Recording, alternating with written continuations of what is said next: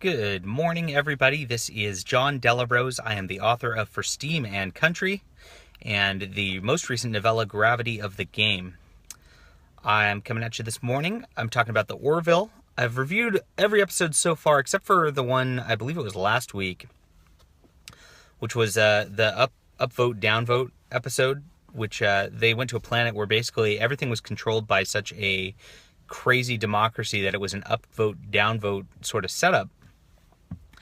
And they've had problems, and their guy did something stupid, and the people saw it, and they gave him 1 million downvotes, and he had to go on an apology tour because of that a week ago. That was actually maybe the best episode of Orville, and I keep saying that every week. Every week it's been the best episode of Orville, the best episode of Orville, the best episode of Orville. It's been going up and up and getting better and better every single week. Great science fiction show. I mean, they've really hit the fun stride where I enjoy it. You know, it's not all, it hasn't been all that deep for the most part. I guess that one episode was, but that's fine. I have a lot of fun with it.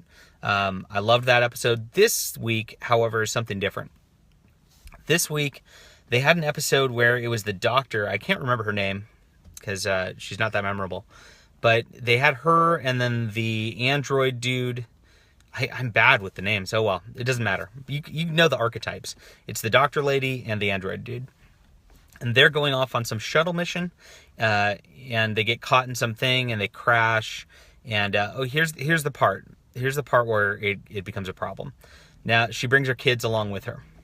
Now, I watched this. I watched the whole episode. I mean, when I say it's a stinker, it's fine. I mean, it's fine background TV, but it's not something that's up to the standards of what the Orville has been. There were really no funny moments in the episode. The Barry Manilow bit was pretty funny when they're back on the ship, but following these two characters, it really goes to show how much Seth MacFarlane and the first officer gal carry the show. I mean, those are very strong personalities who are great actors, and you know, like them or not, there's somebody who you definitely pay attention to because they have a gravitas to them, I guess. This doctor lady doesn't have that at all. She's actually, her acting is really rough. I mean, when they went into the emotional scenes, she was doing that fake crying thing, and it's pretty obvious. And you know, I give the Orville a lot of slack because it doesn't take itself too seriously, but this episode kind of took itself seriously and tried to be like that action serious sort of deal, and it just didn't work out. The other thing I find is when these shows tend to do their little kids things, when they put kids in the shows and all that, it causes problems that just don't work out for the show. The Next Generation had this, you know, anytime Wesley was doing anything, it just made the show awful, and it just made you go, you know? And, no, not the Democracy episode. I'm talking about there was one last night, it was a new one where the doctor crashes on a planet, and basically there's these, like, plague zombies that she has to fight her way out of. It was pretty trite. Democracy episode was excellent. I mean, it was probably the best episode of the show, in my opinion. But this one focused on kids. She had kids, and she's like, I'm a single mother, and I choose to be a single mother. I don't need no man. And that was like, that line was like, it just killed me. But the real element is Hollywood doesn't understand family dynamics and doesn't understand children. And it doesn't ring untrue in some of the ways, but just kind of like in the lines that they use, it's obvious that none of these people have kids or even interact with kids at all. And it really didn't work out. So I'm just sitting there and I'm looking in the shuttle, and the kids are fighting in the background. Now that's true. The kids always fight in the background. But the mom goes, "If you don't stop it, I'm going to lose my mind." Well, you don't talk to your kids like that. I mean, you usually threaten them, which I guess they didn't want to have the mom, sympathetic character, single mother threatening a kid. But I'm going to lose my mind. Like, why would a kid respond to that? They don't care if you lose your mind. They in fact, they would prefer you lose your mind. So, of course, you'd never say anything like that to your kids. You'd say, I'm going to smack you, or I'm going to, you know, something like that. You'd make it, the whole purpose is to instill fear into them so that they stop fighting in the car seats behind you or whatever, right? or I'm going to take away this, or whatever, you know? I mean, if you don't want to, if you as a show don't want to communicate that there's parental violence going on or something like that, you know, which I don't advocate. I don't spank my kids really. But you know, I mean, there's more realistic ways to say that. So the problem was the family dynamic relationship didn't ring true. You know, there were funny parts where the android characters like, you know, they're not listening to you. Maybe you should try new tactics or something like that. I mean, that was kind of funny, but the problem was it just didn't feel true. And then when she had her like emotional moments later in the episodes, those didn't feel true. It just didn't feel authentic. It didn't feel real. It didn't feel like they cared about it.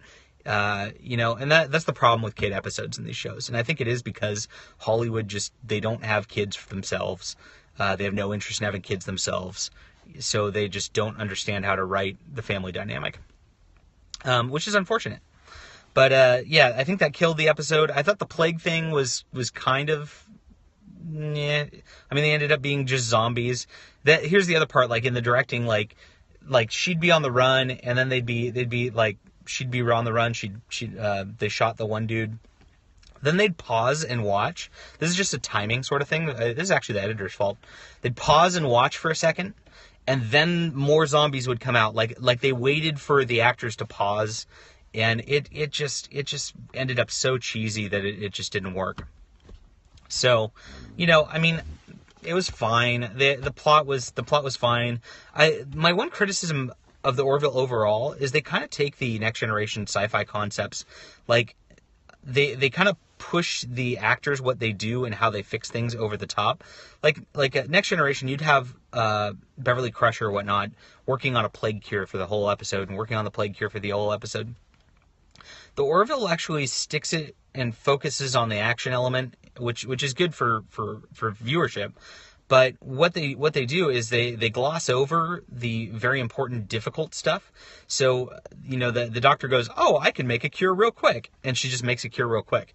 Well, what that does is it takes away a little bit of the tension, takes away a lot of the realism. You know, I'm not really big on realism, but it takes away some of the, you know, you just don't buy as a viewer that this person actually is capable of doing that sort of thing. Because it's a show don't tell. It's a show don't tell issue is what it ends up. They tell us that these people are hyper competent and they could just make a cure out of thin air, but they don't show us the hard work like we'd see with the Beverly Crusher out of the Next Generation. And that's where the episode really breaks down. So yeah, I mean those are my two complaints, or my three complaints. I'd say the acting was really low. I don't think this gal can carry an episode by herself. I think you know, I think, you know, it's a little rough having her lead the episode. I think the family dynamic breaks down, and I think the show don't tell elements of the difficult situations need to be addressed. And that's not just this episode. That's across the Orville. They really don't give the audience any of that meat on that front. But again, I give that third part a little bit of slack because they don't take themselves seriously as a show, and they are just homaging another show. You know, you get give and take there. So that's my Orville bit.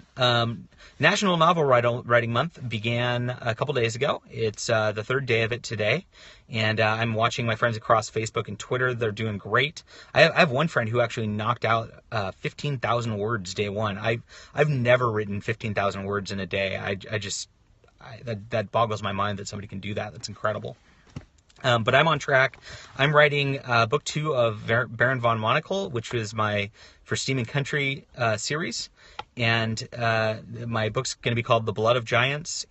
I'm about 4,000 words in. I've done an epic battle scene already. It's a lot of fun. And I'm excited to write this and then share this with you guys next year.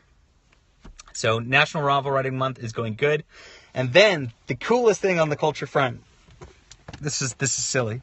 So, I finished reading Reptilian Wanderer by Dominica Lean. And that, oh my gosh, that is some of the best science fiction I've ever read. It's Reptilian Wanderer, Dominica Lean. I'm posting about it pretty constantly, but oh my gosh, conceptually, this is just unbelievable. You guys should check that out. But I got this. Thump. The First 100 Days. And this is by a couple friends of mine. And they call it the first pop culture President Trump. There's a little extra preview of it. It's really cute.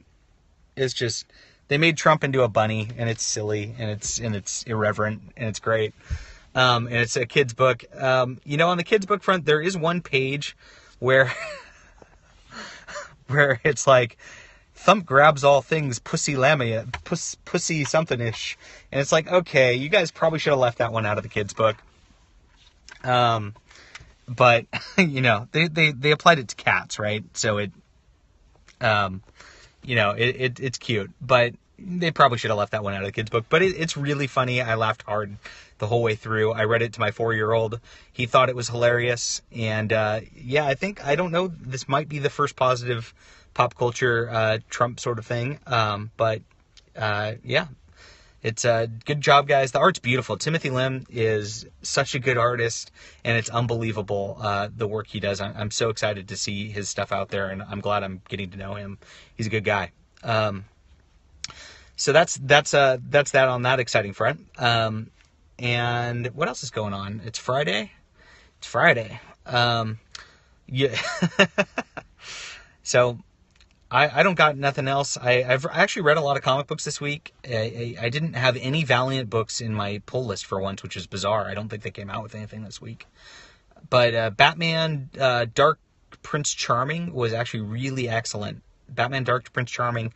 It's by an Italian artist who writes and draws himself. And his art is stunning. And it's a very standard, kind of dark, Frank Miller-esque Batman versus Joker story. So on that front, it's all right. But the art is so beautiful, it's worth looking at. And that's all I've got for today. So I'm having fun. I'm writing a lot, and I hope you guys are having fun too. This is John Delarose signing out, and please go check out my books if you have not. See ya.